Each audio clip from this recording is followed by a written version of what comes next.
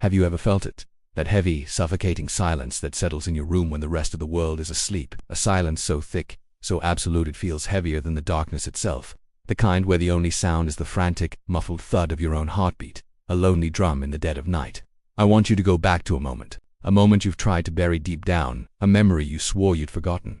The moment you first realized we're not alone in your own bedroom. Because after tonight, after you hear this story, you'll find yourself glancing at the empty space at the foot of your bed, and you'll never trust that darkness again. It always starts around 3 in the morning. That cursed hour, the witching hour, when the world seems to hold its breath. The air in your room grows inexplicably colder, a damp chill that seeps into your bones and your body heavy with sleep sinks just a little deeper into the mattress as if the bed itself is trying to swallow you. You wake up, not with a jolt, not from a noise. You just surface. Your eyes are heavy, glued shut with the residue of sleep. Your breathing is shallow, a quiet little flutter in your chest. And even before you open your eyes, before you dare to look, you feel it. A presence, utterly still, intently watching, patiently waiting, standing right at the foot of your bed. You tell yourself it's nothing. It's just your mind playing tricks on you. The last dregs of a nightmare clinging to your consciousness. But the feeling persists. It's a weight in the room, a pressure against the air that wasn't there before. You fight the urge to look. You squeeze your eyes shut tighter, praying for it to go away. But curiosity, that treacherous human impulse, is a powerful thing. You have to know. You don't want to open your eyes. You really, really don't. But you do. Slowly, so slowly. Peeking through your lashes, just a sliver of vision, a tiny crack in the armor of your denial. And that's when you see it. A shape, a shadow cut from a deeper, more absolute darkness. It has the general form of a person, but everything about it is wrong. It's too tall, its limbs too long and thin, its proportions stretched and distorted like a reflection in a warped mirror. It's too still, too rigid, to be human. It doesn't move, it doesn't seem to breathe. There's no rise and fall of a chest, no subtle sway of a living being. It just is, a silent, black monolith in your sanctuary, but you can feel its weight, a tangible presence pushing down on you, pulling your own frantic heartbeat into its slow, deliberate, non-existent rhythm. And then, the single most terrifying thing happens. Its head tilts, a slow, silent, unnatural inclination, as if it just noticed you noticing it. The game has begun. Your body locks up, a wave of ice water floods your veins, and your limbs turn to lead. Sleep paralysis, your rational mind screams. It's just sleep paralysis. But this feels different. This feels intentional. Your chest tightens, a band of pure fear squeezing the air from your lungs. Your fingers and toes go numb, distant and disconnected from your mind.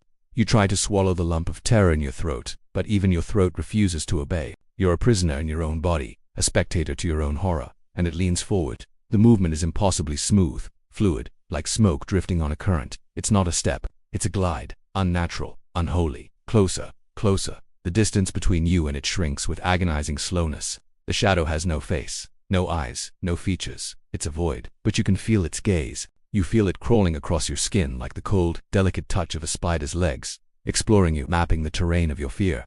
Then, the whisper comes, not from its lack of a mouth, not on the air. It happens inside your head. A voice, raspy and ancient, vibrating directly into the bones of your skull, echoing in the hollow chambers of your mind. It says just 2 words. You're awake. The sound, or lack thereof, shatters the last of your composure. You try to scream. You summon every ounce of your will. You gather all the air your constricted lungs can hold, and you push. But the scream gets stuck. It dies in your throat, swallowed by the paralysis, turning into a silent, choking gasp. You are completely, utterly helpless. The shadow doesn't want to hurt you, not yet. Its purpose isn't violence. It's something far more intimate, far more terrifying. It just wants to watch, to wait, to learn. It's feeding on something, and you begin to realize what it is. It's your fear. It wants to learn the specific shape of your terror, the unique texture of your panic. It's a connoisseur of dread, and you are its masterpiece. And so the nightly ritual begins. Every night, it returns. Every night, it stands at the foot of your bed, a silent sentinel. And every night, it comes a little closer. The first night, it was just a shape. The next, you could almost distinguish the outline of its long, spidery fingers. The night after that, the tilt of its head was more pronounced, more inquisitive. It's becoming clearer, more detailed, more real. You start to dread the sunset. You try to stay awake, chugging coffee, leaving every light in the house on, but exhaustion is an inevitable tide. Eventually, you drift off, and eventually, you wake up at that same ungodly hour, and it's there, waiting. You realize the terrible truth. The more you think about it during the day, the stronger it becomes at night. The more you fear its arrival, the more substantial it grows. Your terror is the fuel. Your thoughts are the clay it uses to sculpt itself into reality.